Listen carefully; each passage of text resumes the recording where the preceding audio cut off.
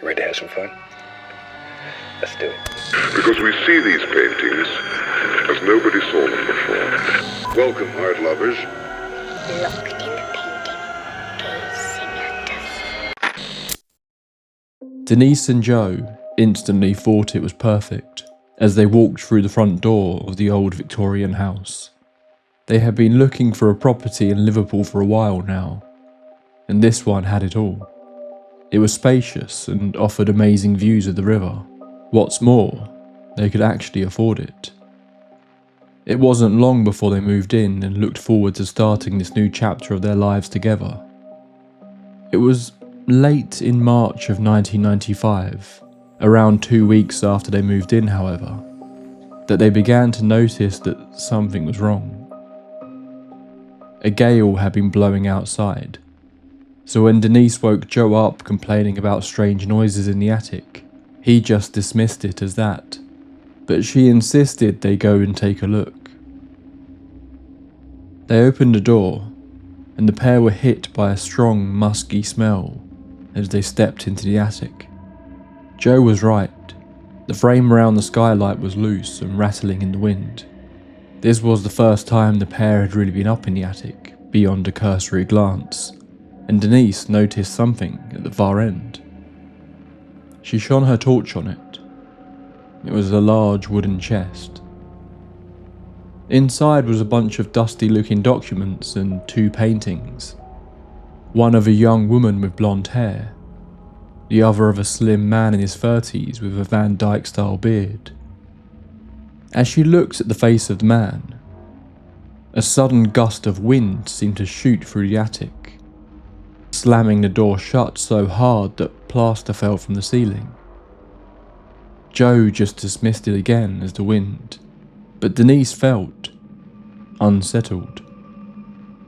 They left the attic immediately and went back to bed. Denise couldn't sleep. She was lying there in bed, still a little on edge, when she heard a creak. But this time it wasn't coming from the attic. It was coming from the hall outside their bedroom. She looked towards the bedroom door, just in time to see the handle twist. She screamed, waking Joe, telling him there was an intruder in the house. Joe opened the door and went to investigate, but there was no one there. He did note, though, that the smell from the attic seemed to have come down into the hall. Right after this happened, Denise fell ill with the flu and was forced to spend a couple of days in bed. Joe had gone to work and she was lying in bed feeling sorry for herself on a sunny afternoon. That creepy night had fallen to the back of her memory. She was sure she had just scared herself. We all have weird paranoid thoughts on the odd occasion, late at night, especially in a new environment. It was around 3 p.m. when she heard faint music coming from somewhere. Just this distant echo of a harpsichord. Then the sun seemed to fade. It was hard to explain, but it was as if the light coming through the window just went dark. Before she could really process what was happening, she heard it. That same creak outside her bedroom door. She froze in terror as the door slowly opened. And there stood a tall man, dressed in dark, old-fashioned clothing, with long black hair, and a distinct Van Dyke beard. She recognized him instantly. It was the man from the painting. A chill shot down her spine as he opened his mouth and spoke. He simply said, "Hello, miss," as he stepped into the room, his yellowed teeth showing beneath his curled grin. He quickly approached the bed, and that now familiar musky smell entered Denise's nostrils. He leant over and kissed her face. Denise was still frozen. She didn't know what to do. This was all impossible. And then he bit. into her neck. Denise jumped up out of bed, grabbing the bedside lamp. She readied herself to strike the man, but at that exact moment, the doorbell sounded. The man just seemed to vanish, disappearing out of the room at an almost impossible speed. She rushed to the front door to find Joe standing there. Denise burst into tears. Joe called the police as they searched the house. There was no one.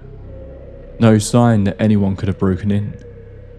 The only proof that this had even happened was the red ring on Denise's neck, where the man had bitten her. Later that evening, Denise had gone back to her parents' house while Joe and a couple of his friends searched the house. They were in the attic when his friend Alex pulled out the paintings once again. There was the painting of the blonde woman, but it was strange. The second painting was blank. Just a green background with nothing else on it. On the back of the frame was an inscription that read, "Richard Brownrigg, musician." Joe didn't explain it to his friend. He couldn't. He would sound insane. Instead, they left the house that night and never returned.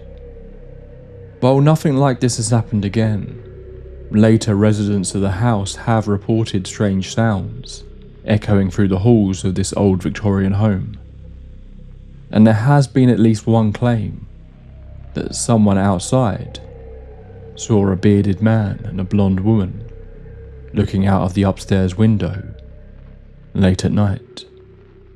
A creepy story, a little bit of local folklore, perhaps, but the world of the strange is full of stories like this, and tonight we will be exploring 3 of the most famous examples.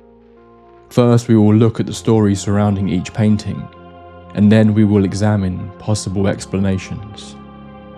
Get yourself a warm drink, dim the lights and get comfortable, because it's time to explore the dark stories behind the world's most haunted paintings.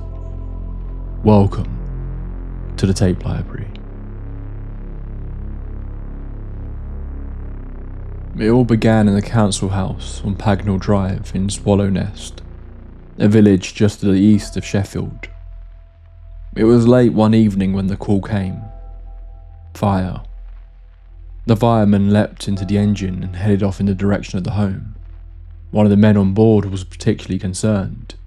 His name was Peter Hall, and the report of the fire was the address of his brother's home. He was worried, but not surprised. When they arrived, the house was fully ablaze. Peter's nephew had been cooking chips in a pan when the oil had spat and started a fire. The 25-year-old man had attempted to put out the fire himself, but just burnt his hands in the process. The fire was quickly put out, but the damage was already done. A good chunk of the home was a wreck. As the firemen walked through the smoky remains of the house, they saw it on the wall. Peter took a deep breath and sighed as he looked at it. The painted image of a young boy looking down at him, tears rolling down his cheeks. They had seen that painting a lot recently. In fact, they estimated it had been present at the location of around 50 different house fires. So much so that when Peter saw it hanging in his brother's house weeks before, he had warned him to get rid of it. The joke going around the fire station was that this painting was cursed. He wasn't sure how seriously to take it, but when he saw it there, in the smouldering wreckage of his brother's home, he felt like this could be really happening, because despite everything around it being a blackened shell, the crying boy on the wall seemed to be virtually unharmed. It hadn't burnt. It hadn't at any of the other house fires either. No matter how much damage was done by the fires, that same crying boy was always there, perfectly unharmed. It was the local paper, the Sheffield Star, that first ran this story in September of 1985. It began as just a weird little story, this same painting popping up at multiple house fires in the local area. But soon it ballooned into a full-blown national panic.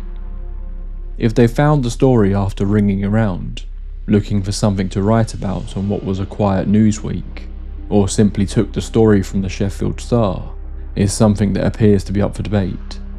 But at some point, the infamous national tabloid The Sun came across the fire that had taken place in the Hall family home.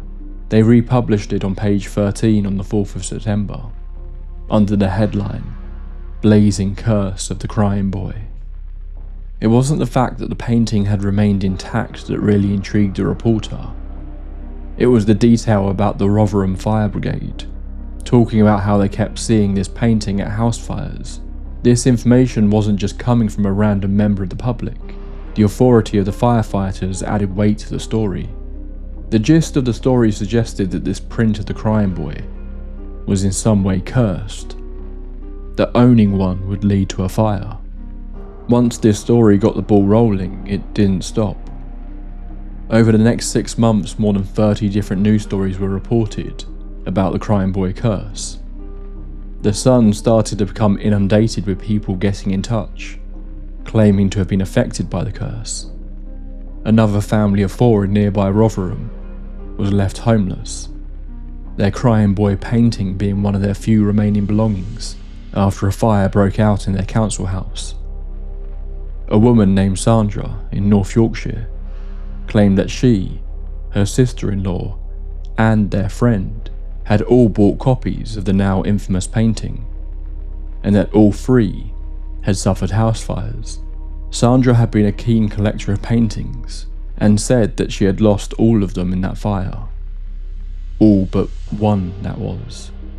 The crying boy remained intact. In Surrey, the painting was purchased by the Mann family, who saw their entire house gutted by flames within 6 months of bringing the painting into their home. In Nottingham, the Parks family were hospitalised after a fire broke out in their house. When the father of the family, Brian, returned to his blackened home, he found the crying boy perfectly in place on the ruined walls, not a scratch on it. He pulled the painting off the wall and destroyed it before the rest of his family returned from the hospital. Curious owners of prints of the painting, hearing the stories, even attempted to deliberately burn the paintings themselves, but apparently without success. The Sun reporter who brought the story to public attention interviewed a firefighter named Alan Wilkinson, who claimed he noticed this strange phenomena since 1973, 12 years before it gained wider attention. Although he was quick to state that he didn't believe this was supernatural, and there must be an explanation, even if he couldn't say what that was. His wife had a slightly more chilling view of it all though. She said she believed the reason the painting always remained intact was because the boy's tears would put the fires out. Rumours began to spread about the origins of the painting. Who even painted it to begin with seemed to be a source of confusion, as the original name on the print appeared to be a pseudonym. Roy Vickery, president of the Folklore Society, apparently speculated that the original artist may have mistreated the child model, and that this curse was the child's method of revenge. The Sun kept publishing articles about the crying boy throughout October, claiming that the situation was becoming worse and worse, before on October 24th they published an article that said if people had a crying boy painting in their home, to send it to them, and they would destroy it. Their offices just off of Fleet Street were soon overflowing with crying boy paintings. But seemingly it wasn't just a bit of fun from their perspective. When one of the staff members hung up one of the crying boy pictures on the wall, the editor demanded they remove it, claiming that he believed they were in fact bad luck. They expected to get a few through that they could dispose of for publicity. But by the end they had 2,500 copies of this painting to deal with, so they came up with the obvious solution. they would attempt to burn them. And it worked. The paper made a large bonfire and seemingly set all the paintings alight at once, negating its power, leaving behind a smouldering mess of ash by the end.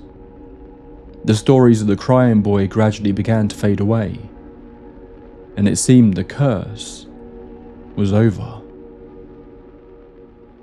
But years later, the story would resurface online, as people began to tell and retell the story over and over. The urban legend aspect of it grew as people claimed that the painting was haunted by the ghost of a young boy who had somehow become trapped in the painting. His only way out was to burn the painting, freeing his soul. So all those house fires were his attempts to escape. This was backed up by sourceless claims that other paranormal activity was reported in many of the homes where the paintings were owned. But someone did claim to have uncovered the true backstory of the painting. According to a story published by writer Tom Sleeman in 2000, the curse of the crying boy began decades before the paintings ever appeared on people's walls. Sleeman claimed that the original portrait had been painted by an elderly Spanish artist named Franchot Seville, who lived in Madrid. In 1969, Seville supposedly came across a young boy wandering the city streets alone. The child never spoke, he simply stared back with an expression of overwhelming sadness. When Seville painted the boy, a local Catholic priest recognized him. The child's name he claimed was Don Bonillo. According to the priest, Bonillo had fled after watching his parents die in a house fire. He then issued a chilling warning. Wherever the boy went, unexplained fires were said to follow. Local villagers had even given him a sinister nickname, Diablo. Despite the warning, Seville took the boy into his home, and for a time life seemed to improve. His portraits became popular and sold well, but eventually disaster struck. Seville's studio was destroyed by fire, wiping out both his work and his livelihood. Convinced the boy was responsible, he accused Bonillo of setting the blaze. The child ran away in tears, and, according to the story, was never seen again. Sleeman claimed that this was only the beginning. From that point on, reports allegedly began to emerge from across Europe, linking mysterious house fires to copies of the Crying Boy painting. Seville himself also became tainted by the curse. No one would commission his work, and people supposedly refused even to look at his paintings.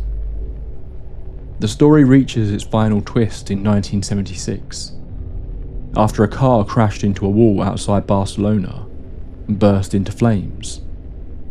The driver was burned beyond recognition. Only part of a driving license survived inside the glove compartment. The name printed on it was Don Bonillo, now aged 19. It's certainly an eerie tale. The problem is that nobody knows where Sleeman got it from. No earlier version has ever been identified, and the only detail that can be independently verified is the name Franchot Seville, along with Giovanni Bragolin. It has been identified as a pseudonym used by the Italian artist Bruno Amadeo, who painted many of the Crying Boy portraits from his studio in Venice. So the Crying Boy remains a mystery to this day. Could this just be an example of a mass panic spurred on by a tabloid newspaper? Perhaps. But it is a story that people still share, still add to. Every year claims appear online from people who remember seeing it in family members' homes, or spotting it in various places during their childhood. So often, those stories are singed with the memories of a blaze. And if you feel good about yourself and the world, it'll show in your painting, and all these little things will happen. Our next painting, we do have a clear idea of where it came from, but that doesn't make its story any less chilling. In 1972, Bill Stoneham painted The Hands Resist Him. He had based it on an old photograph of himself from when he was about 5 years old, standing next to a young girl in front of a door. But Stoneham's recreation is far stranger. The boy in the painting, Stoneham himself, stares out with a blank expression. The girl next to him has a distorted, rigid face. She looks more like a doll than a person. Nothing about her seems natural. Stoneham has said repeatedly that the boy represents him on the cusp of childhood and adulthood. The girl is a guide of sorts. But the door behind them is a boundary between the waking world and the world of dreams. Pressed against that glass door are multiple small hands, trapped behind the glass, unable to get out. It was first displayed at the Feingarten Gallery in Beverly Hills, and that was when the strangeness surrounding this painting really began. The art dealer Charles Feingarten, who displayed the painting, died within a year of the show. Nothing strange about that, you might think. He was an older man. People die. But the critic who reviewed the painting at the show, a Henry Seldis, also died shortly after. Only one painting from the show was sold. The Hands Resist Him. It was purchased by actor John Marley, best known for his role in Godfather. He too passed away after coming into ownership of the painting. It's worth pointing out that the connections between those deaths and coming into contact with the painting were not established at the time. This detail was only speculated on much later. But after Marley's death, who ended up with the painting turned into something of a mystery. Stoneham had moved on, continuing his career, with no idea who now had his prior work. For well over a decade, the owner of the painting had been unknown, but it was apparently found towards the end of the 90s, out back of a brewery by an elderly couple. They didn't know the relevance of this painting. It was just an interesting image that had been thrown out with a bunch of junk, so they took it home. It was February of 2000 when a strange listing appeared on eBay. It was simply named Haunted Painting. It quickly drew attention. I will read you the original description that accompanied the posting. When we received this painting, we thought it was really good art. A picker had found it abandoned behind an old brewery. At the time, we wondered why a seemingly perfectly fine painting would be discarded like that. Today, we don't. One morning, our 4.5-year-old daughter claimed that the children in the picture were fighting and coming into the room during the night. Now, I don't believe in UFOs or Elvis being alive, but my husband was alarmed. To my amusement, he set up a motion-triggered camera for the nights. After 3 nights, there were pictures. The last 2 pictures shown are from that stakeout. After seeing the boy seemingly exiting the picture under threat, we decided the painting has to go. Please judge for yourself. The listing then included a disclaimer, telling anyone that by bidding on the painting, the prior owners could not be held responsible for anything that might happen to them once in possession of the painting. The bid opened at $199. The listing went viral, and many people visited the page to view the images. People who did made strange claims about viewing the images on their computer. People would feel sick. Some fainted. They felt compelled to burst into tears, experiencing extreme emotions from nowhere. Others claimed to have chest pains. It quickly became this kind of online urban legend. Would you be brave enough to look at this painting? And if you did, how did you feel? People daring one another to do it. The actual final purchase price of $1,025 was paid by an art gallery in Michigan, who quickly got in touch with Stoneham, which is when its backstory was discovered, and they displayed it. But the stories didn't end. People who have viewed it in the gallery have reported reactions similar to those who viewed the listing online, but some have gone further, claiming to see the figures moving, just slightly. Others have even said that they went to look at it and found the children in the painting missing, before suddenly reappearing a moment later. The new owner doesn't believe these stories. They don't think there is anything supernatural about it. But still, paranormal investigators keep approaching the gallery, asking to study the painting, to conduct experiments with it. And it appears the gallery is quite happy to accommodate them. Since 2004, Stoneham has painted several sequels to the original, one of which is displayed in the Haunted Museum in Las Vegas. We'll end this section with Bill Stoneham's initial response to the hysteria surrounding his painting. Where to begin? Well, I've always had a connection to what Carl Jung calls the collective unconscious. I think we all do. Artists, especially visual artists, are barometers for the currents that run through this collective. Dreams are a common experience people may have with this. Anyway, my own experience is a sensitivity to place, physical, geographical place. There are memories, echoes of all the life within a place. Maybe it's what's called channeling. When I painted The Hands Resist Him in 1972, I used an old photo of myself at age 5 in a Chicago apartment. The hands are the other lives. The glass door, that thin veil between waking and dreaming. The girl/doll is the imagined companion or guide through this realm. Both the owner of the gallery where Hands was displayed and the Los Angeles Times art critic who reviewed my show were dead within a year of the show. I'm sure it was a coincidence, but some of what I paint resonates in other people, opening the inner door, or basement. By the way, I still have no idea what happened to the character actor who bought the painting at the show, or how it ended up abandoned in the building, though I could speculate. Our last painting that I want to focus on tonight is, I think, the most frightening of all. This one has a weird, dark little tale associated with it, so it's time to talk about the Anguished Man.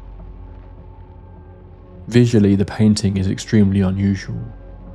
It depicts a man's face distorted, in obvious psychological pain. His features appear partially dissolved into thick brushstrokes. The eyes seem hollow. The mouth hangs open, somewhere between a scream and silent despair. Unlike The Hands Resist Him, whose symbolism was explained by its artist, nobody knows what the Anguished Man was actually intended to represent. But if the stories passed down by one family are true, it may literally depict the artist's final emotional state. Again, we don't know who originally painted this one, or how it came into possession of an elderly woman in Cumbria. But the man who would later inherit it, Sean Robinson, does give some details. It appears Sean's grandmother became the custodian of the Anguished Man about 25 years before the events really began. She was a deeply religious woman, and heavily involved in the church, which is where Sean speculated it may have come from. Possibly that the church had been charged with finding a safe place to keep this image away from people, and she had volunteered. Sean's grandmother lived alone, but after taking possession of the painting, it didn't always feel that way. She began to see a shadowy figure walking around her home. If she made the connection to the painting or not appears to be unclear, but soon she moved it to the loft space. Once it was stored away, the shadowy figure seemed to stop making his nightly visits. She kept the painting in her home, but it remained in the loft, covered by a sheet. When Sean had found it upstairs one day in his younger years, he pulled off the sheet and looked at it, and she immediately covered it over again. But Sean was fascinated. His grandmother never spoke much about the painting or who had given it to her, but she did give Sean one disturbing detail about it. She said that the artist had apparently mixed some of his own blood into the oils as he painted it. Shortly after the painting was completed, he took his own life. In 1999, at the age of 96, Sean's grandmother passed away. He became the one to take the Anguished Man in. He covered it up, placed it in the cellar of his home, and there it remained for a decade. In 2010, the area was hit by some bad flooding. The water got into Sean's cellar, damaging many of the belongings down there.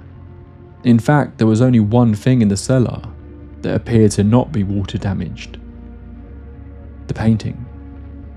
Sean moved it up into the house so he could get the cellar straightened out. Initially, Sean kept it covered and in one of the rooms upstairs. But as an avid horror fan, Sean loved the painting. It was terrifying to look at, but he never really believed his grandmother's stories about it. He thought she was just trying to scare him. His wife, on the other hand, was less keen on this image being out in their home. After some badgering, she finally agreed to let him hang it, but only in the spare room. This would be a mistake. It started with strange sounds late at night, just the creaking of floorboards, the sounds of someone walking around upstairs. But whenever Sean went to investigate, there was no one there. The banging sounds followed shortly after, often being heard late at night. Then came the screams. Sean thought he was just dreaming them at first. He would jolt up in bed at night, convinced he had heard someone screaming, but everyone would be asleep. But then his wife started to report the same thing too, and then they started to hear them when they were awake. The screams at times would warp into the sound of crying, a deep sobbing coming from somewhere deep in their home that they were never able to find the source of, or at least not at first, because it was after this that they began to see the figure. The same shadowy presence that had stalked Sean's grandmother now seemed to be in their home. Often they would just spot it in the corner of their eyes, but on some occasions, Sean claimed they would see it, as clear as day, standing in front of them, but only for a brief moment. Sometimes it seemed to be whispering to itself, other times it appeared to be crying. Sean knew that when his grandmother had covered the painting, it had appeared to bring an end to the events in her home. But he wasn't scared. He was mostly fascinated. So he left the painting hanging. Could this really be happening? He thought to himself. Was their house actually haunted? It didn't seem to be doing any harm, and he just wanted to see what else would happen. Sean awoke late one night. He wasn't sure what it was that had jolted him awake. It must have been another sound, he thought to himself. He was getting used to that at this point. But as he glanced around the room, he noticed something at the foot of his bed. The shadowy figure was there, watching him and his wife as they slept. But as his eyes adjusted, he realized there was something different about it. It wasn't just this featureless form anymore. Its face was a different color. It was red. its eyes hollow and sunken, its mouth twisted into a frozen scream. It looked exactly like the painting. It was there just for a brief moment, before it just seemed to vanish back into the darkness. Sean kept this event to himself, not wanting to scare his wife any further, but still he couldn't seem to bring himself to put the painting away. But one morning, Sean rushed back into their bedroom to the sound of his wife screaming and crying. He had been downstairs in the kitchen, but he ran back into the still dark bedroom to find her in a terrible state. As she tried to catch her breath, she said she had been asleep when she felt someone playing with her hair. When she opened her eyes, she saw it. The same red-faced figure Sean had seen, looking down at her. The final straw came when Sean's son was found laying at the bottom of the stairs. The boy was luckily not seriously hurt, but he was crying, claiming that someone had pushed him. Sean looked up the stairs to see the hall at the top, standing empty. But some part of him knew it wasn't. This physical interaction spurred him to head upstairs and take the painting down. He, much like his grandmother, covered the painting and put it back into the cellar. And there it remained for years. But Sean would eventually find himself living alone. And every once in a while, he would bring it out, just to look at it or show it to a curious visitor. The few people who have looked at it in person have claimed to feel ill or have experienced sudden nosebleeds. Sean began documenting the events by filming the painting to demonstrate what he believed were apparitions or visual artifacts emanating from it. Doors would open and close on their own, and on some occasions it appeared the painting even moved. He uploaded a few of these to YouTube over the course of several years, and numerous paranormal groups became very interested in his experiments and conducted their own investigations.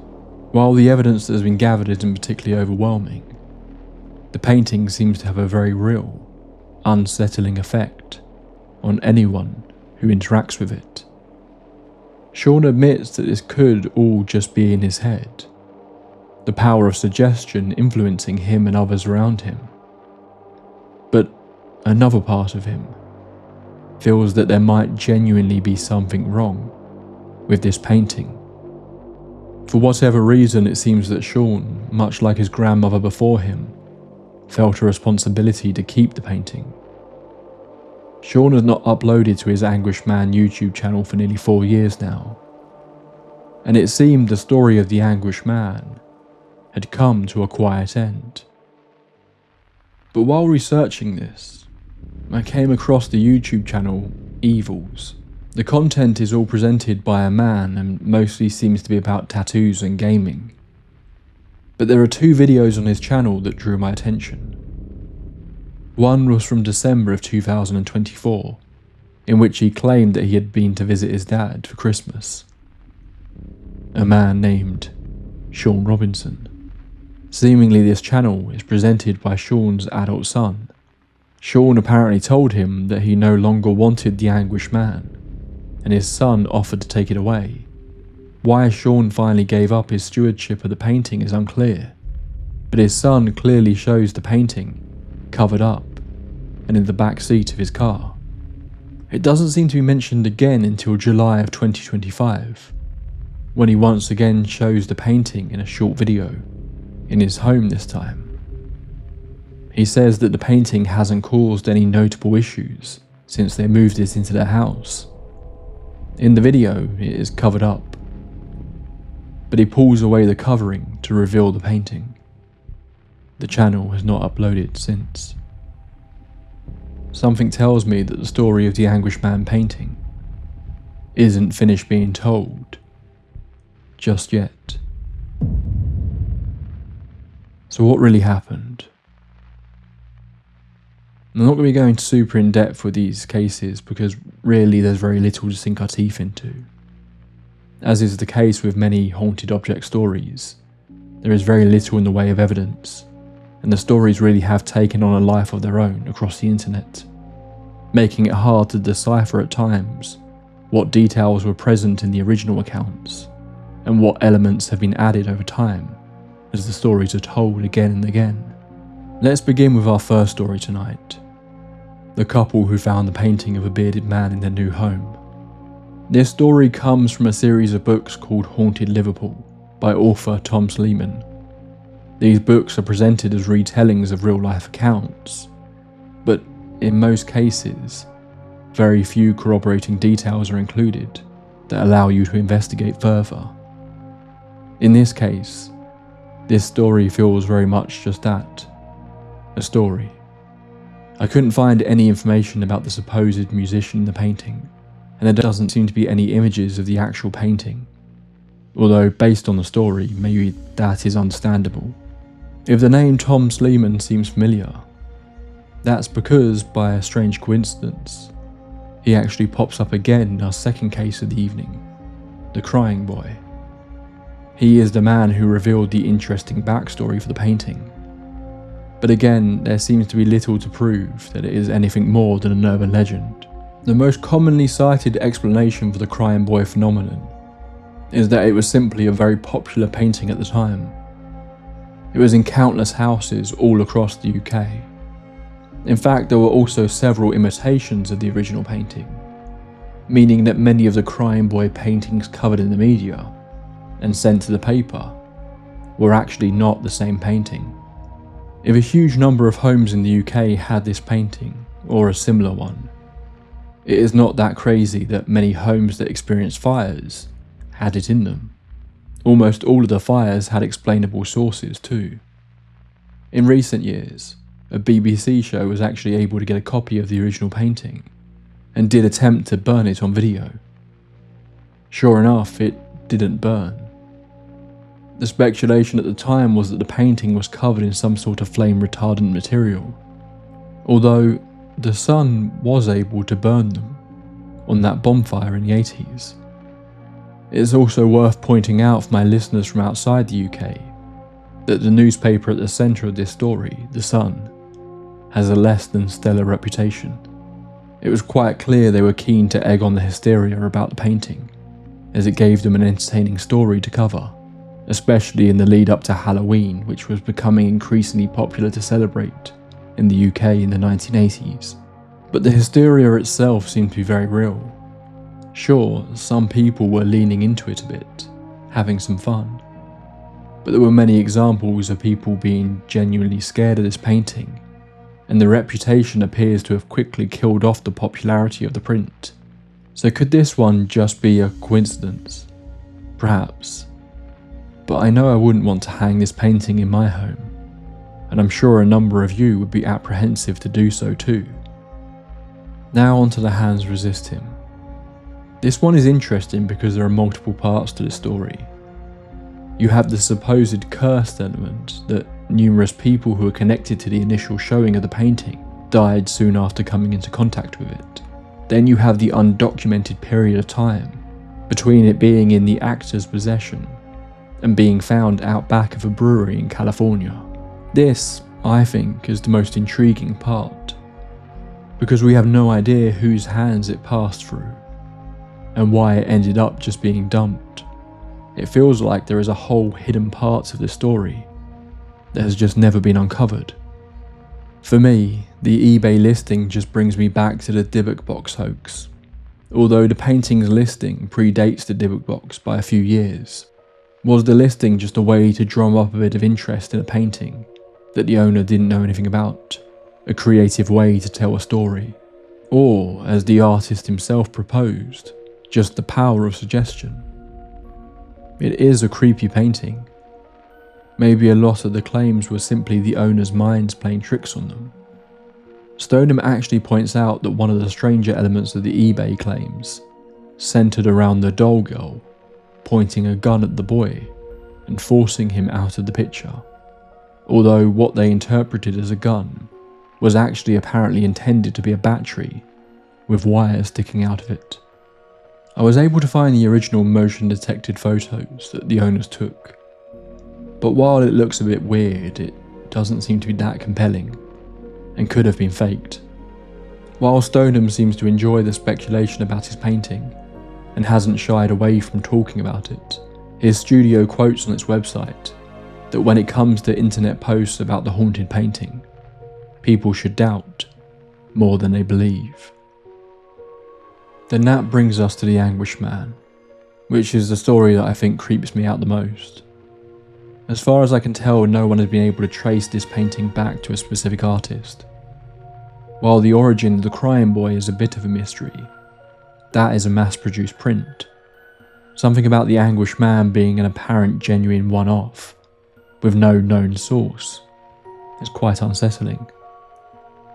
Of course, all our information about this painting comes from one man, so we have to take his accounts with a pinch of salt. The videos on his YouTube page that I will link to in the description are interesting, but for me personally, nothing that can be seen as serious proof, and could have been faked. I think the one thing that drags me more into this one is that Sean doesn't seem to be trying to gain anything from this. Sure, he has a YouTube channel, but as far as I can tell, it's unmonetized and has rarely been updated. It feels like he is just genuinely trying to share his experiences, rather than trying to turn the Anguished Man into something for personal gain, although it's impossible to know that for certain. That said, there was a film seemingly announced based on the event some years back, but I couldn't find anything concrete about it, and it feels unusual for what is effectively a niche little internet ghost story. Although the Wikipedia page does state that there was even a director attached, it doesn't appear anything came of it. If this was the goal, then it seems it failed. Still, the painting is creepy, and the fact that the updates on it just seemed to suddenly stop last year just adds to the unnervingness of it all. Is the Anguished Man simply a modern day urban legend? Perhaps all these stories are, but if the story is true, then somewhere, behind a face twisted in agony, the last thing the unknown artist ever left behind may still be waiting for someone new to hang it on the wall again.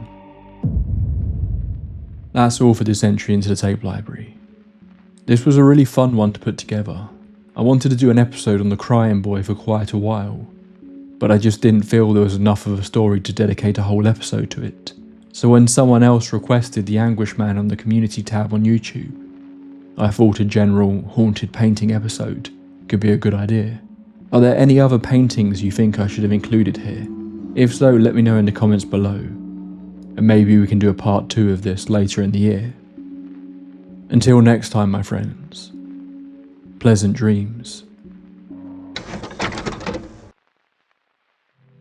As always, this episode was made possible by my supporters on Patreon, so it's time to read out their credits. First up, our tape library archivists Thomas Brown, Michelle, Nexor EH, Guillotine, Alex Wiles, Michelle Desnoyer, Orson Wells, Paranormal Phoenix, Swiss Tony 10, Meow Mare, The Laughing Tabby, Cereza Wells, Alice, Julian M, Melanthropous Blood, Jennifer, Shan Harding, Melissa Waldrote, Adam M, Cryptic Clyde, Adam Grantham, The Magic Pumpkin, Lucas Wiles, Yenok, Aurora, Lee Borix Johnson, Nouns M, Pat McShay, Panther Paw, The Elusive M, The Bisexual Moon Cult, Emulated Phoenix, Jamie Long, Dammit David and Marcus, G Martinez, Lisa Mary Sheridan, Gaffy of a G, Plum Blossom, Gina Britton, Emily Carlin, Sarah Boyd, Thomas Boatwright, Stephen Lutman, Crystal E, West Virginia Vegetable Man, Dawn Swan, Tina S, Sean Miller, Juno, Joseph Condola, Jolly Jedi, Pixelina, Joe, The Crimson DMs, Detective, Jean Janine, Darla, Alfredo Sandoval, Midia Zabine, Dominic DeAngelis, Dagon O'Dorleg, Judith Hacker, Eric Salas, Mirashard, Adeline, Ash Last Books, Gabrielle, and Sandy Lusk. Then we have our amazing lead archivists, Summer Chambers, Bunny Gasmask, Sage, Dr. Thunderous Phantom PhD, Sandy W, Yvonne Rivers, Jennifer, Amy Stubblefield, The Original Deer, Emmy Bartley, Lady Bet Noir, Rick Diculous, London Grace, Melissa Harrison, Emperor Franz, Plague Doctor is in, Xavier Angle, Sargel Callie, Alex O'Neill, Tyler Michael, Alex Goldberg, Van Yole, Brian Baker, and 1000th Ghost. and our insanely generous Grand Overseers, Lauren Murray, Zargastic, Win Lewis, the God Emperor of Mankind, Old Soul Like Mine, Harrison the Yoga Lord, Shannon in Seattle, Leah Carmella, Bad Diddle, Katie, Morning Rain 2619, Agent 355, and Queen of Flatulence. Thank you so much to all of them, all my junior archivists and my members on YouTube. Each and every one of you plays a huge part in keeping the show going. I really couldn't do this without you. If you want to join the archivists, links can be found in the description. It's a really nice community over on Patreon, and you can even join for free. So come and say hi over there. See you all soon.